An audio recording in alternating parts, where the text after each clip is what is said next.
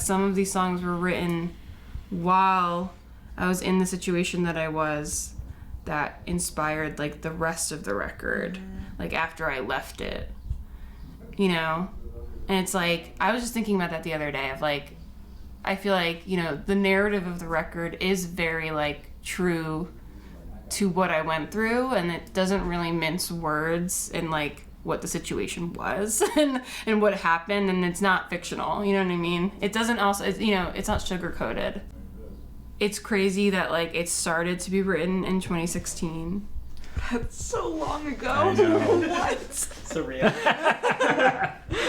I was like literally physically in a different place in my life, like and it's like interesting to think about that now, because I'm like, as I was writing it, I wasn't aware that I was writing these songs while I was in that relationship and in that situation, and they were so sad. And then like after the fact, it's like the breakup, and then listening to them, I'm like, yeah, oh my god, it's like the same thing of like when you think about yourself in middle school, and I'm like why am I Googling am I gay, like like that type of thing. Like there's like this subtext in your life of like the creative part of my brain was like, get out!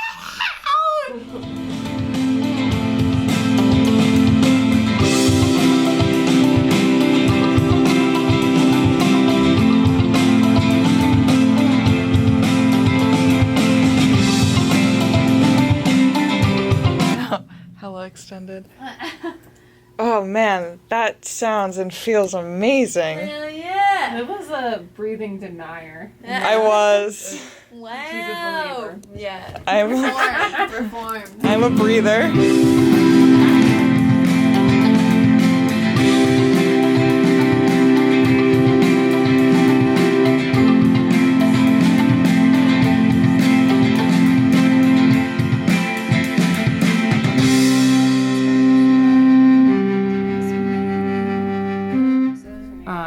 Breathing and Sober were the first songs I ever wrote on a piano or a keyboard. Sober was like the same thing. I just played it on the piano. I played it for my dad. I left out some lyrics. Which lyric? What a revelation. Drink beer and...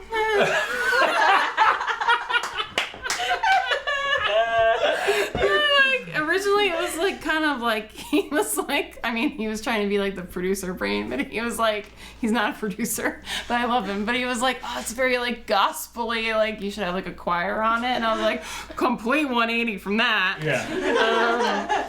But like with Breathing, it was like I had written it, I guess like the same kind of topic of stagnancy and isolation and like wanting to be able to move but not being able to, like literally physically, in terms of like my chronic pain stuff. But like when I wrote it on the keyboard, I wrote it in my grandma's apartment, just like in bed, like on like a Casio like little shitter thing. And but I was like writing all of these, I had written all these lines and these lyrics and didn't know how to like formulate it together. But like I just remember like opening a Google Doc and it had, you know, like all of basically a template of things that I wanted to put in the song. But it's like, you know, when you're like overwhelmed, depressed in this way where you're like, I could talk about why I'm depressed for a really long time. Like, I think I was like having a stagnancy in my therapy at that point. Mm-hmm. And so like the document of the lyrics turned into this like, da-da-da-da, and now this is happening, and now this is how I feel, and this is how I feel. And I was like, like just like, you know, wanting to throw it all in to the song that is like trying to encapsulate like what depression feels like, you know. It was just like there are so many lines that I cut out and things that I wanted to put in and include. Yes, it's crazy how good that felt. I feel hot. Especially the balloon, imagining myself as a balloon. Yes! That's like how your lungs are. Your lungs are. The diaphragm. I am isolating, I get my communication from an overdue hospital bill. I can't afford to pay, so I hide it under a stack of things I'd rather not, deal with. I bury into another show stream to my head and eyes watch as I die.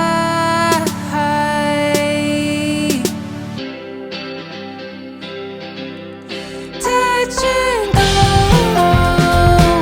my fingers on my pulse, my hands are stretched underneath my nose.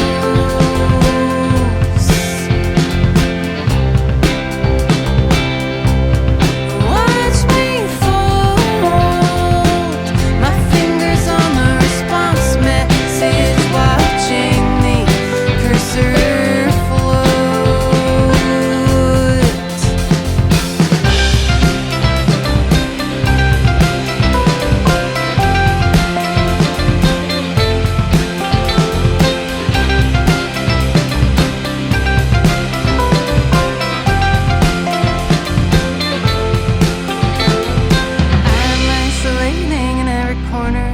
My house, it's not pretty and it feels like I'm locked in myself. Did you expect me to get on my knees and beg for you? Let's cut a deal.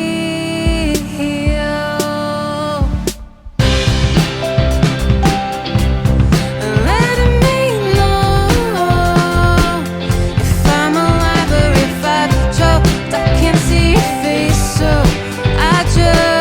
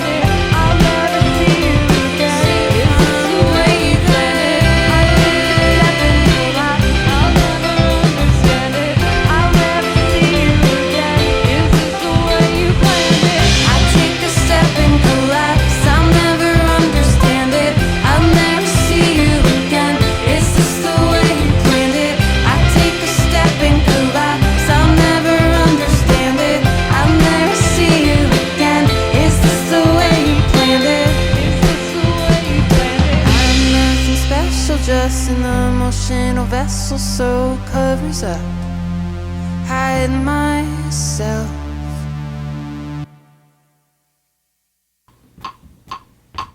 Sit in the car parked in the dark, hearing raindrop on her. Sit in the car parked in the dark, hearing raindrop on her.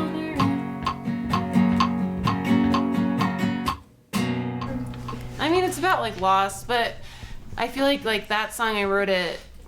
It's about a person and it's about a specific situation of losing a friend to a European city. But Which one? well, it's actually about Milan. Yeah. Wasn't snappy though. But it's like I feel like why I wrote it and what I was trying to get at through writing it was like the process of when someone wants to move on in their life in a way that doesn't involve you, but that doesn't mean that it's the wrong thing to do necessarily. And like I was like trying to, you know, like wrestle between like I'm a supportive friend, I want this person to be happy, and like, but holy fuck, like what do I do without that person? Or like all I can do is sit in my car and cry and like feel bummed about it and like kind of sit in it, and then just kind of like rehash like our story of like, because like I think there's like with that song, like I feel like I wrote it too at like it was like before the relationship really properly ended, you know, so that person was still around, and I was just like kind of like, I'm gonna miss you when you're gone type of thing. And then, you know, I wrote that outro line, those lines that are more in the hindsight of like the you're in the dark of Berlin watching snow piling, I'm in the dark of Berlin shadow, is like, yeah, I'm like, during the verses of the song it's more of like, oh, this will be so terrible if I lost you, and then I was like, oh, I did lose you, and you know, this is where the setting is now.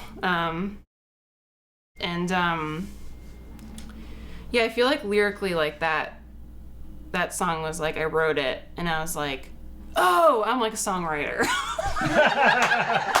Because it was like the first bridge I ever wrote, and it's like such a like subtle bridge. It was like the first bridge I ever wrote, and the first like lyrical song where I was like, oh, this is all connects, this bookends, like this is like good.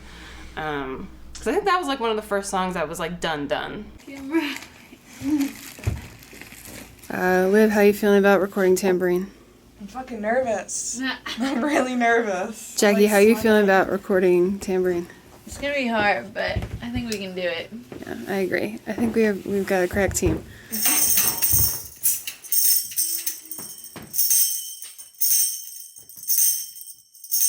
Pretty good. Pretty good. Let's start with that, because I can't find any more and I don't feel like looking.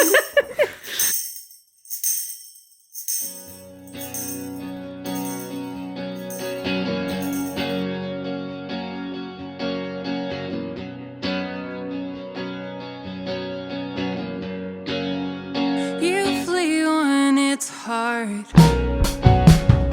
and I stay put. You say you're a bird, but you're flying east for winter. I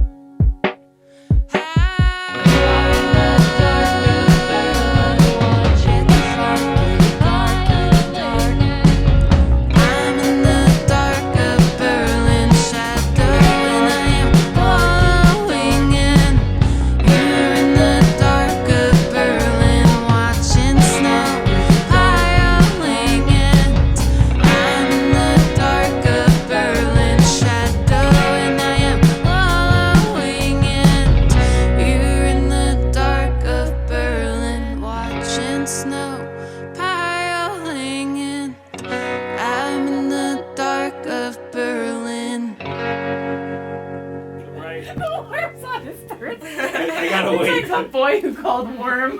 Boy, called worm. Worm.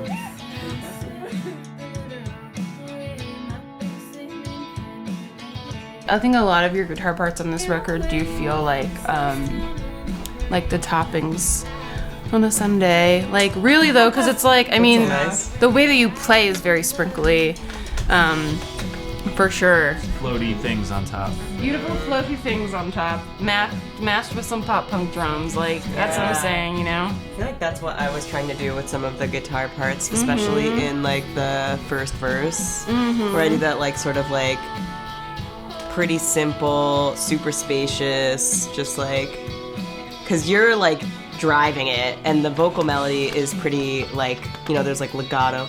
Yeah. Last night, you know, like Legato. held out. Yeah.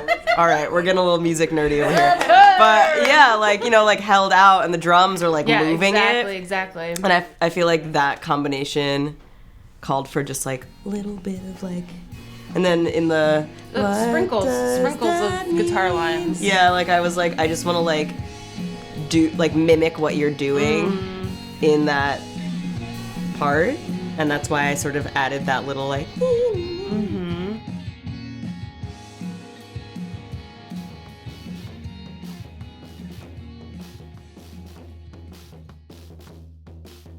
I remember like happens. the drums came together for that song so fast. Like Yeah, that you were and like Adam, like songs like that, my like pop punk, like more like, you know, straightforward brain, it just Yeah. like clicks easier. you're like I got this. I didn't think about it. And that was like Wisconsin was one of the ones where we like took a lot of the fills out, like or like we moved. yeah, I think we pulled back a little bit because I could have went a little crazier. But I love like the contrast of like your drumming with the lyrics and like the melody, because it's like the song is about having a crush and you know the feeling of just like sitting next to somebody where you're like this and you're like, what does that mean?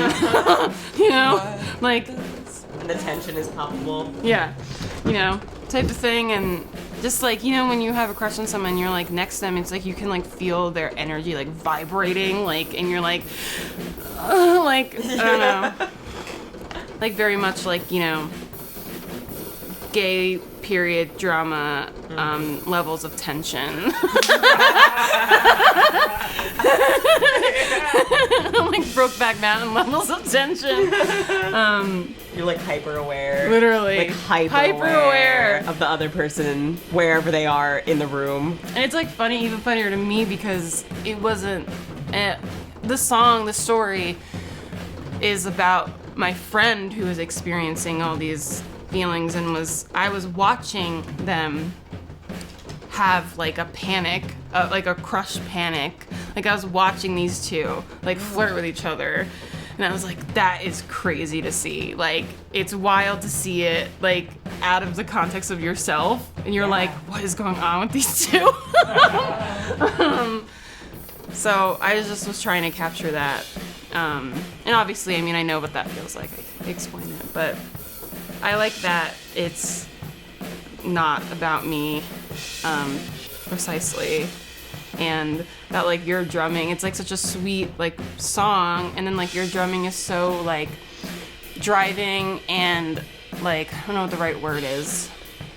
It's complex, that the drumming for that song, I think, and it like I feel like just like the sweetness of the lyrics and the melody and like your drumming, just like they like marry so well together. No, it's fine.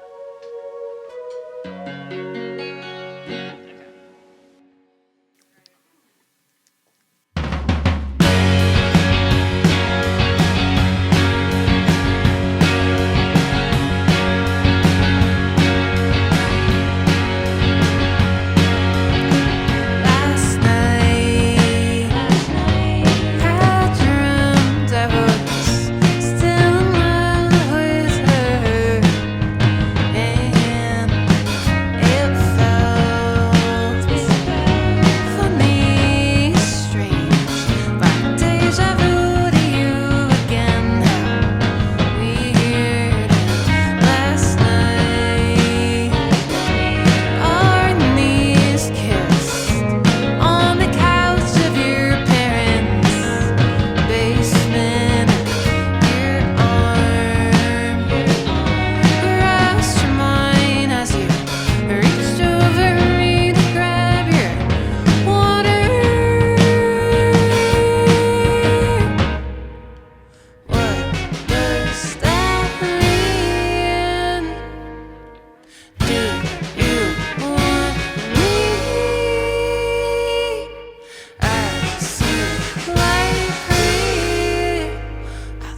size of your eyes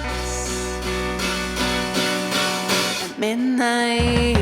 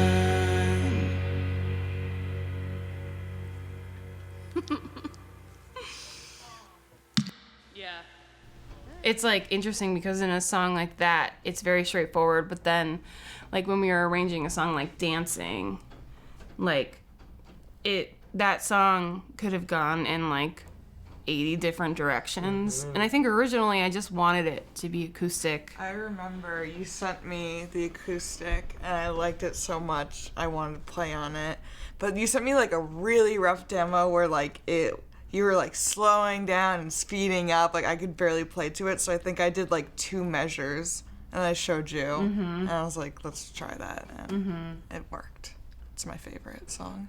Yeah, I love that song. And I thought of it because there's like Not Tonight is like it's an older Tegan and Sarah song, but they do that kind of that same drum part, and it just drives along the whole song, and it's really like start and stop, and it's like, again, like wasn't really thinking about how that connects lyrically, but it does for like the vibe of the song, of like the starting and stopping, you know, because the lyrics are about, you know, my car accident and the breakup and trying just to regain control, essentially, which is like always in starts and stops and not linear at all, and like completely almost a mystery of like how you get yourself back from things like that. That song was a song that we like kept throwing things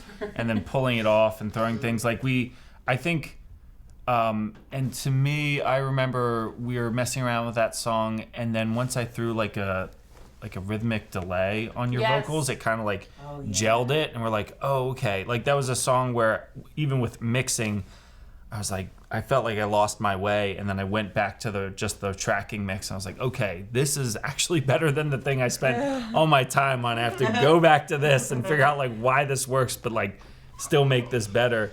But yeah, I mean, we were just like, we put a bunch of layers on, we peeled it back, and I think that's why like the guitar doesn't even come in until the second verse. Like originally the guitar was on the whole thing, the synth was on the whole thing, the harmonies were on the whole thing, and then like we were like, I remember like I just like remember that moment in the studio when we were like doing those like kind of last rounds of mixes, and like it was like that was a hard song to mix because of like we were like, we need that bass line to be like at the top and like all this stuff, and it was like there's something always kind of missing in that song.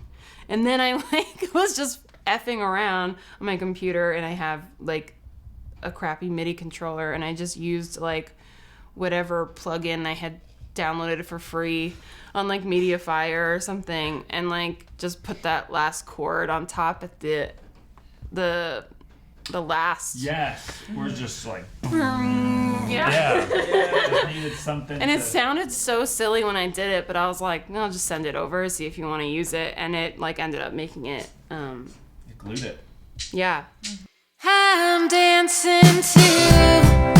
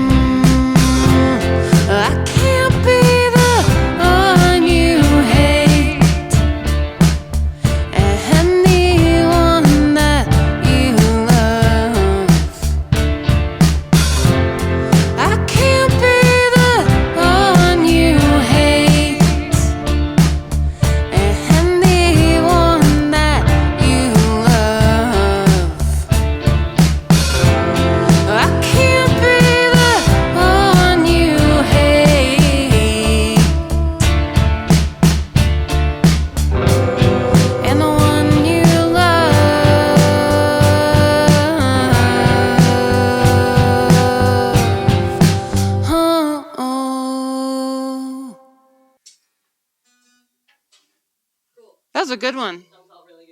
What I was really impressed by when we first connected was that it seemed like you had. I was really amazed that you had a whole, like you had the name of the album already. You had a narrative that threaded through all the songs. Like it seemed like it was about emotional but also physical injury and recovery, and just like the journey of that. And I was about to say, I just got lucky. Like that just happened at the same time. well, you could have written about anything. No, I know. Could have, I don't know. But it's just like funny because I'm like, yeah, it is really metaphorical that I used the car and the breakup stuff, you know.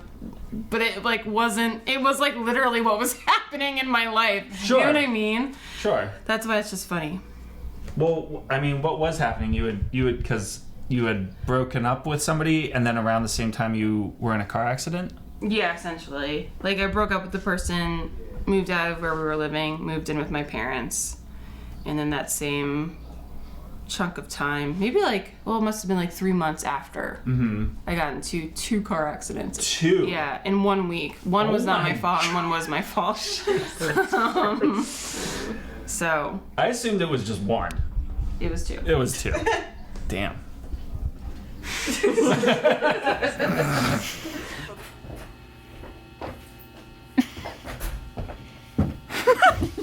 Hey, Allegra. Hey, How do you feel about tracking a record? I think it fucking rocks. Hey, Jackie. How do you feel about tracking a record? I think it fucking rocks. Yeah. But it's just like funny. I'm like, fortunately for me, Yeah. But it's just funny to think about stuff that way in retrospect. Like in hindsight, it's like, it is lucky for me though, actually, because I was like I was kind of forced to like deal with my shit. Yeah. You know, like, it's like, I feel like that's kind of been like the quarantine thing too. Like a lot of people are just like, you can't hide from your problems. Like you need to face them. And I like had to face them because I was so isolated. Isolated because were you recovering, but also because you were in your parents' house, like away from Yeah, them? exactly. Like in the suburbs. In Yeah. the suburbs of New York. On an island. Literally. And it's just like, I don't know. And it, you know, it's also like moving from like, you know, when you're a young 20s, and that's why I have to remember too, I'm turning 27 in a couple days. But when I wrote that record, I started to write it when I was like 22. Yeah. Like, what the hell?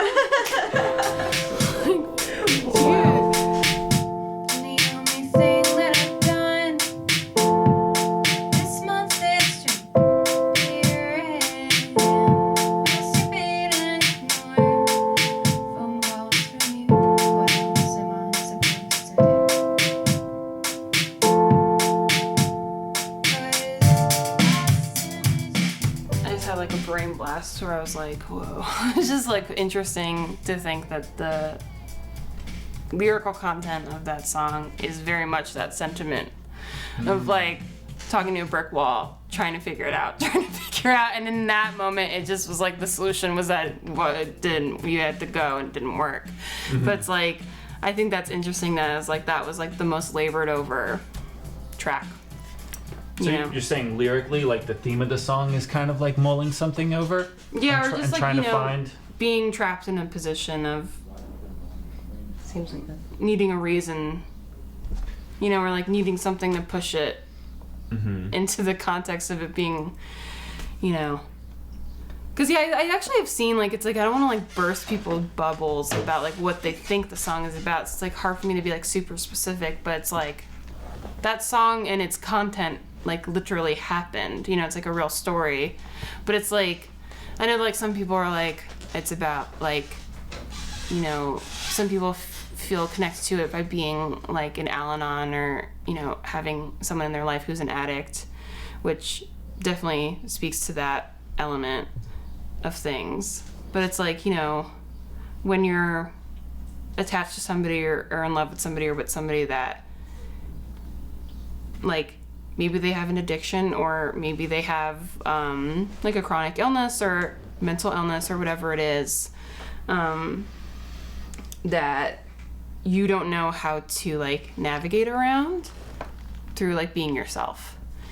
Like and like how like those sometimes that can turn to something harmful and scary and trapping, and like I feel like that song was so therapeutic to write, because it was like, you know, after a breakup you're like, it's fine, I just want it to be fine, everything's fine, I'm moving on, we're not hashing this out, like I'm not thinking about this relationship in any bad context because I don't want it to be bad.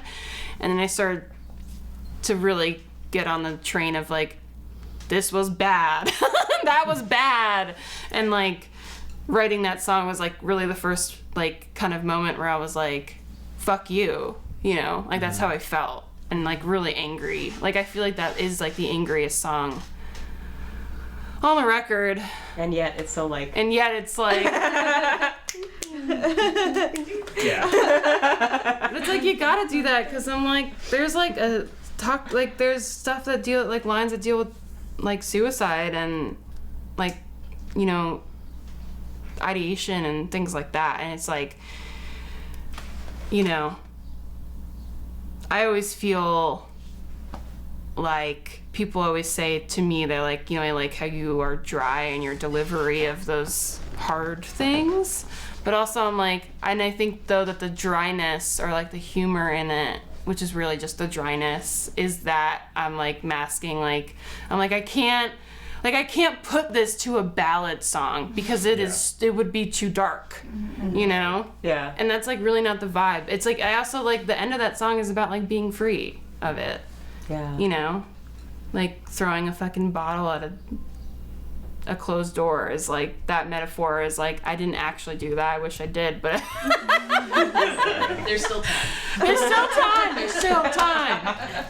But it's like, you know, when you close the door to a relationship and like if you metaphorically throw a fucking glass at it, like smash it, like throwing glass bottles, like the most therapeutic thing ever. That's what teenagers do behind 7-Eleven. Yeah, It's literally. therapy. And I get it. You've been sober now for a few days, and I bet that it helps. You did not send me a text that says you love me still.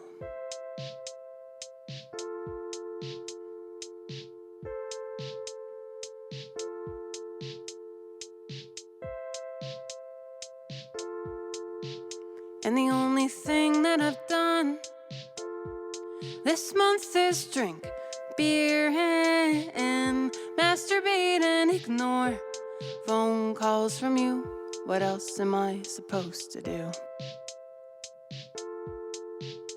Because the last image of you I remember is your hunched over back on the side of the bed, telling me that I shouldn't leave.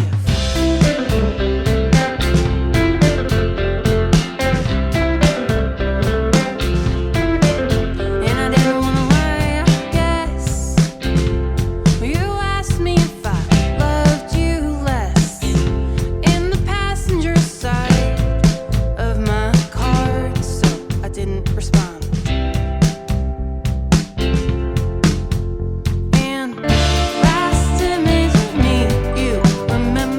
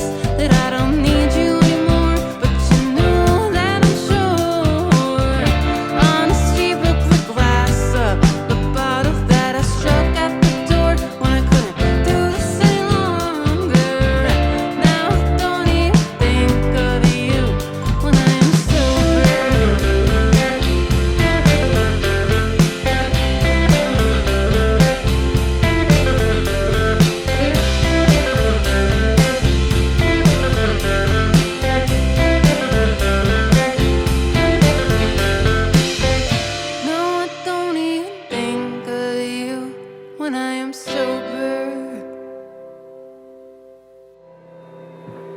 That felt good. That felt great. That felt rockin'. Cool. That was a vibe. I felt Do you want to listen to locked that, or should we do one more just in case? What do you want to do? Should we just listen first? You look like you don't want to do it again. I just feel like we got it, but That felt good. Yeah. Let's listen. I felt good about it too. I wrote Adam right after we finished our first Europe and UK tour, which was like, you know, major and like a big career milestone and stuff. And it was a great tour, and we were just like, our tour manager Adam was like, him and me would just have exchanges like in the van, you know, long drive van conversation that is like, I feel like the only, like, it's such a specific type of conversation. Like a conversation in the car is so different than like having a conversation like this. And we were talking about that a lot on that tour, and like what that means in terms of like building community on tour and, you know, all that stuff. And so we were kind of just like theorizing a lot about conversations, but eventually we started talking about queerness and like grief in being gay and coming out later in life, where there were like all these hints and clues of your queerness earlier that you like repressed and maybe even acknowledged, but like couldn't look at and understand, at least for me. And that there was this like grief of like, what would my life have looked like if I was able to be a queer child, in this way that I am open with myself now. And it's like really sad to think about in those terms, but it's like that was the inspiration of like, okay, like how do you like kind of connect with like your inner child, but like your inner like gay child, which is like super real, and kids are super queer, like, you know, from the jump a lot of ways. So yeah, that was like the inspiration of that. And I think also the other inspiration was that the first girl that I kissed that was like in the chorus was like, I think that I just found out that she had gotten engaged to a man. Go off, queen. But like, you know, just like that, like, oh, whoa, like I forgot I had this very formative experience with this girl when we were young. And like that experience of like, yeah, we made out and it was really important, but I didn't realize that it was gay for some reason. You know what I mean? I was like, we're not reading into this. Like, We're practicing. yeah, literally, it was like For we're boys. practicing for boys. But it was like, I remember after that experience, like I was like, oh God, like that I felt something, and I felt something that I hadn't experienced with men before. And I was like, I think I remember being like, oh, it's just because it's like your friend and you love her, and she's pretty, and like you're just comfortable. And now I'm like, yeah, and like finish the sentence. Finish the sentence. It's just like you're in love with her and she's gorgeous, and that's it. That's a lot. That's something. So yeah. Whoa, that was really fast. Jeez, do you want to? Are you good? Okay.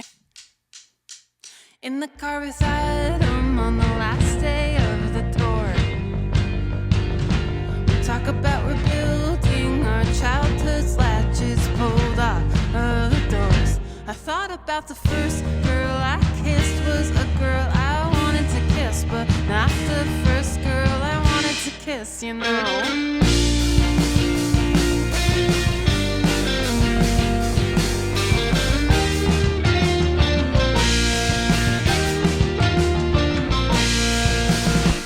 Barefoot in the mud path on the backside of the house.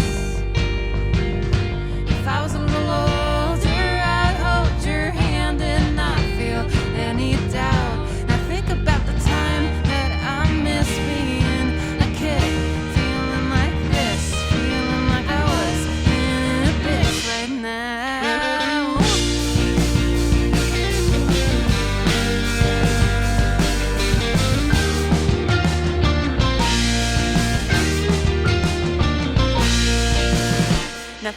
got myself making lists of how I'm shit. God, I can be so relentless, but at least I'm not afraid anymore, I think.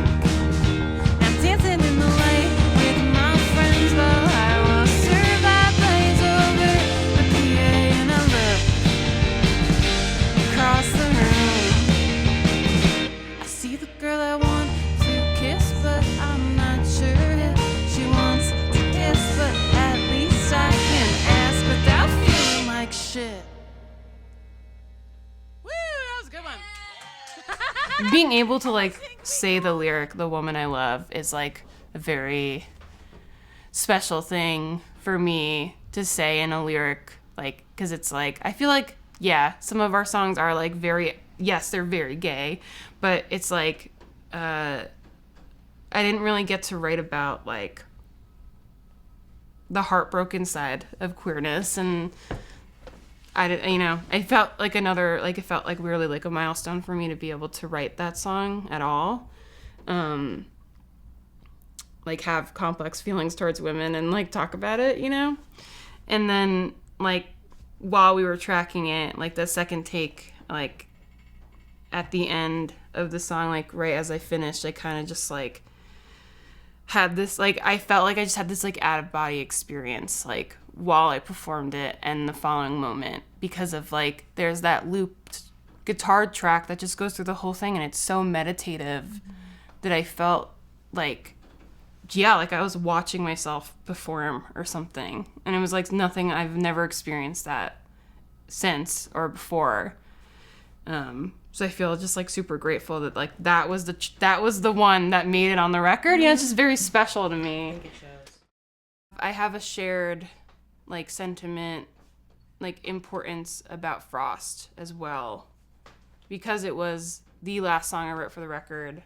I think I wrote it like 2 months before we came in. It was like one of the last ones, and obviously like I was trying to bookend the album of like, I was like, okay, I want to talk about where I'm at now, you know, a year later or something, after all of these events happened.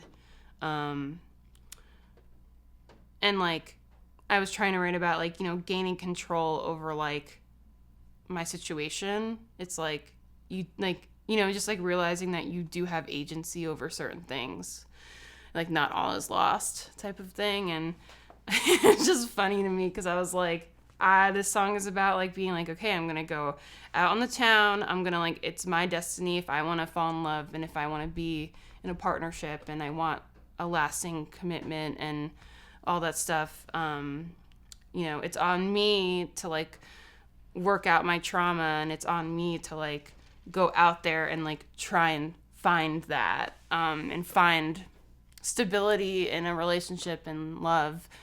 And then like, you know, like 4 months later, 6 months later, it's like we got together.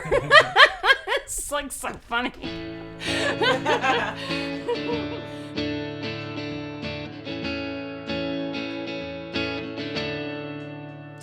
This pain in my neck persists since the accident.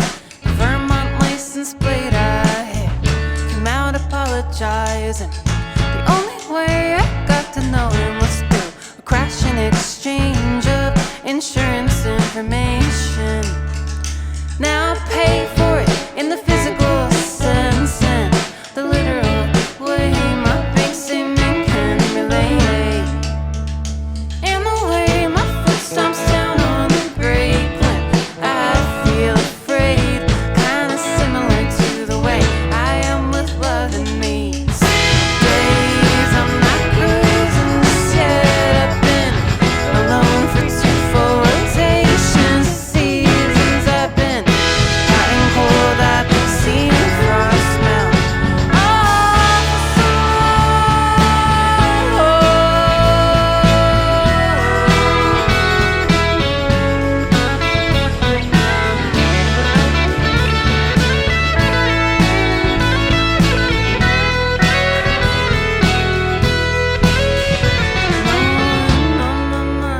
no one to wait for or pine, and I've been doing just fine, if not no love for a long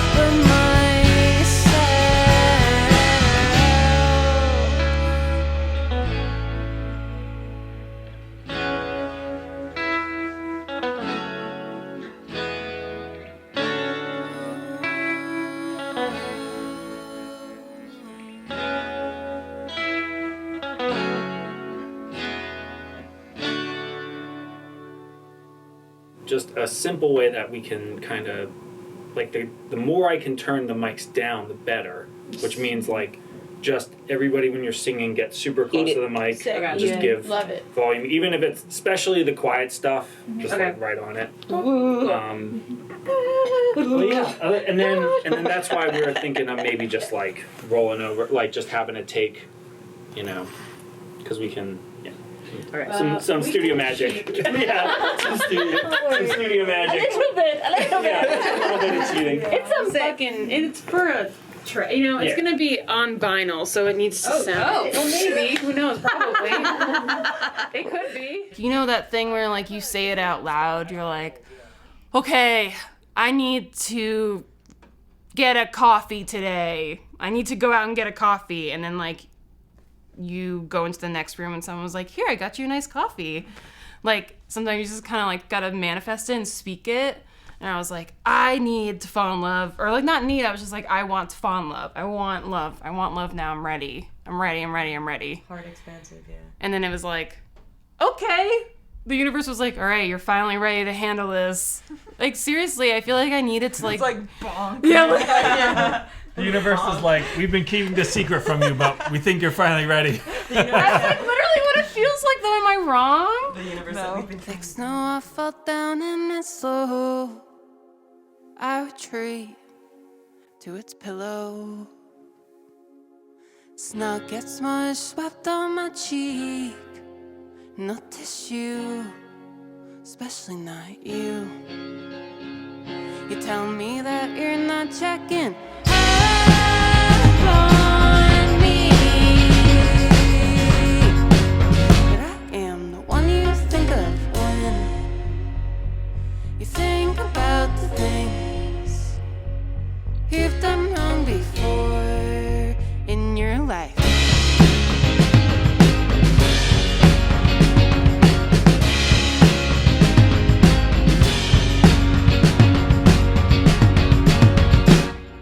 Call me when you're out on the road. You just met someone, reminds you of me. And I'll appear in your shadows, and you'll say, I need to think about the things out before I kiss your thick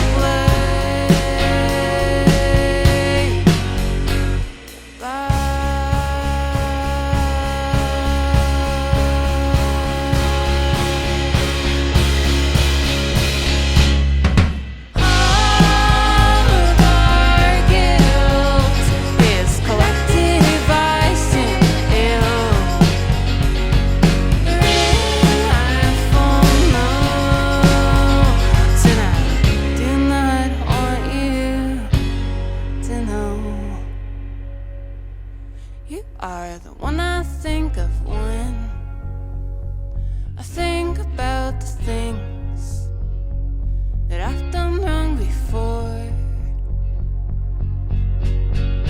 You are the one I think of when I think about the things that I fucked up before in my life.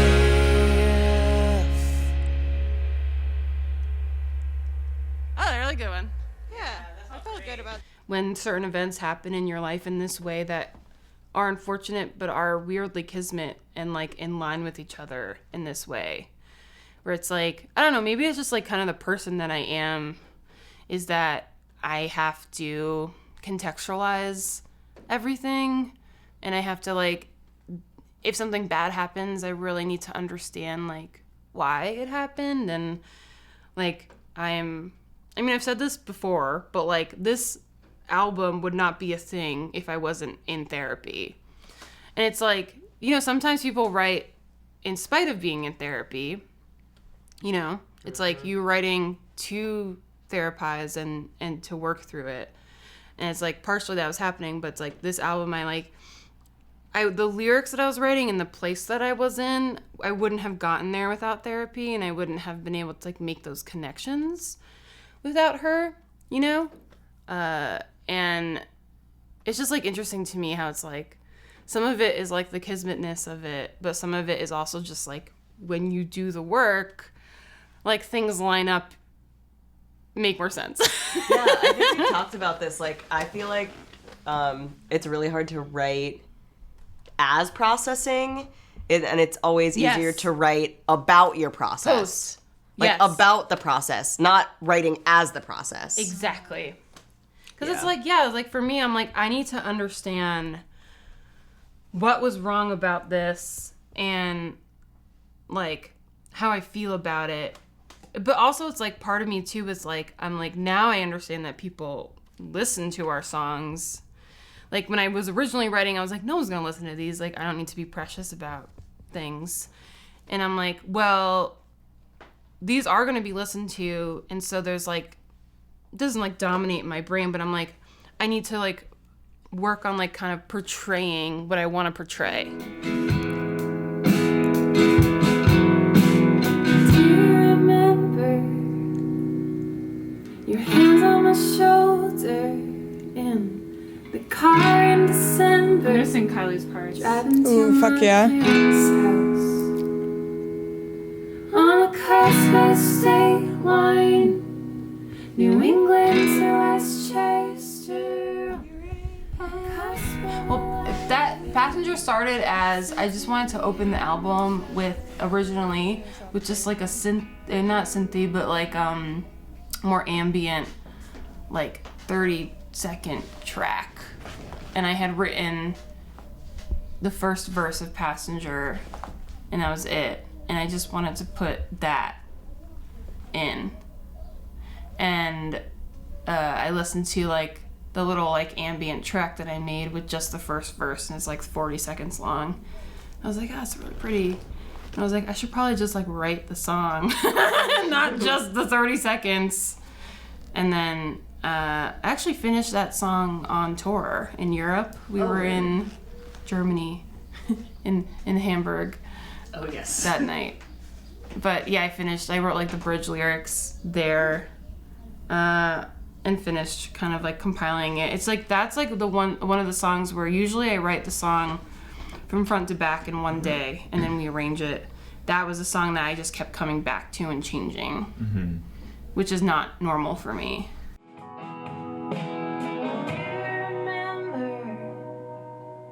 Your hand on my shoulder, car in December, driving to my parents' house.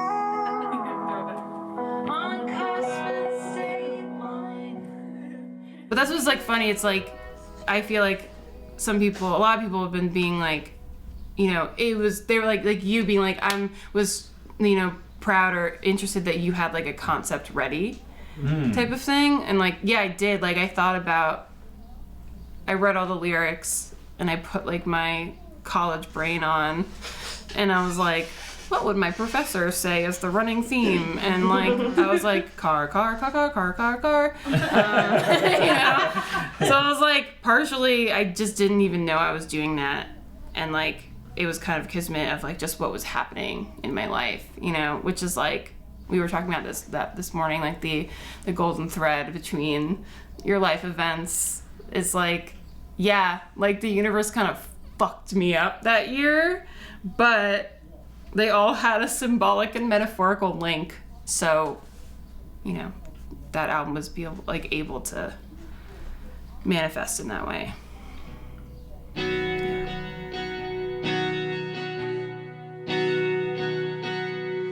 You're a passenger in my car, just the pretended parts that I sing to in the dark.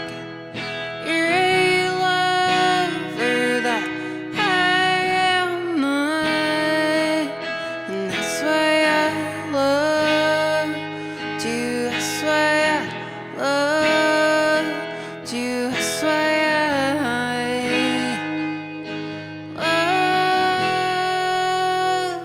loved you.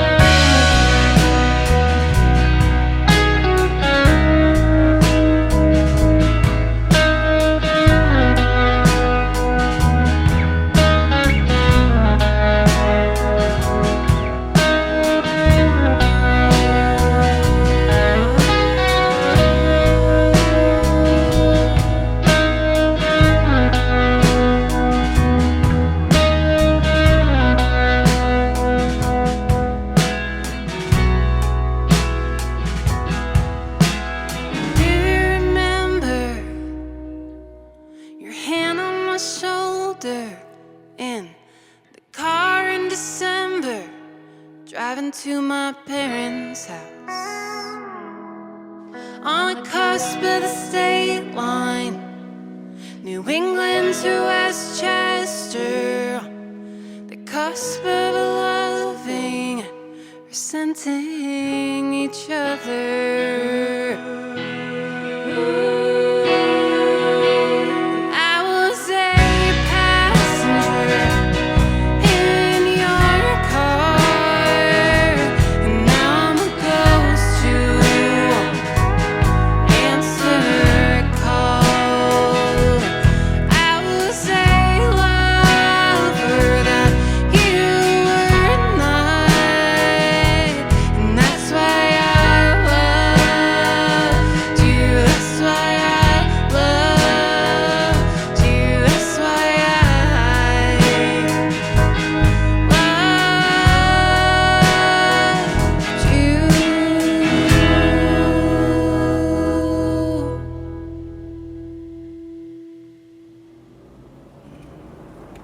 That was a good one.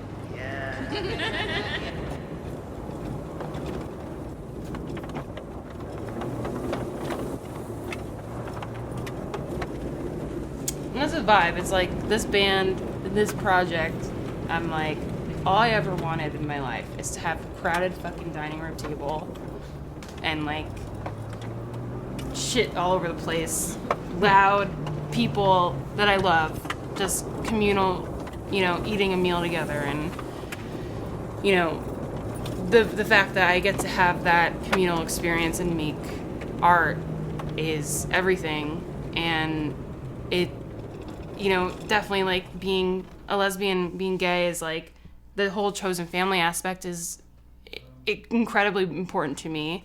And like it's like, you know, it's just like, it's like almost like I feel privileged to be able to have this experience with you guys, and that it's like gonna be one that sticks. And like I've never felt that before either. It's like, it's just funny like talking about this record of just like being so terrified and hurt and not safe, and then being able to make the record about those feelings with like the safety net and the family is, you know, also another reason why I think it came together so well. So yeah, love y'all.